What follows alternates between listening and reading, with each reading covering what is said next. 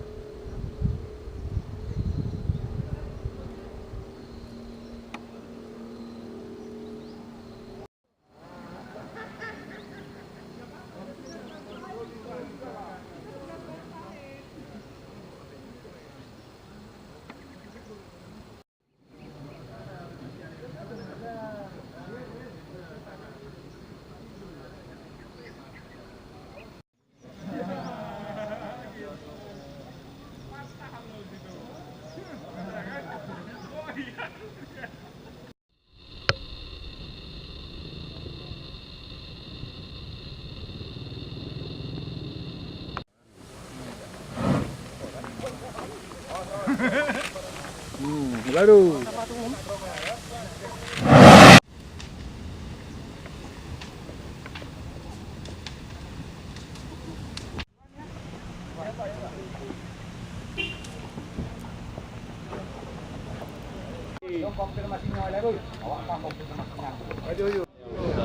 Sudah inkrah, sudah putusan hakim udah inkrah.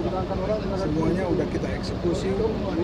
Badannya berikut sekarang eksekusi terhadap barang buktinya yang dimusnahkan. Pak, ini kenapa harus dimusnahkan minyak tersebut? Apa nggak ada solusi lain? Ini kita dimusnahkan sesuai dengan undang-undangnya dan memang ini masih mentah, belum layak untuk dijual. Berarti masuk ke pidana penambangan, Pak? Penambangan, ya.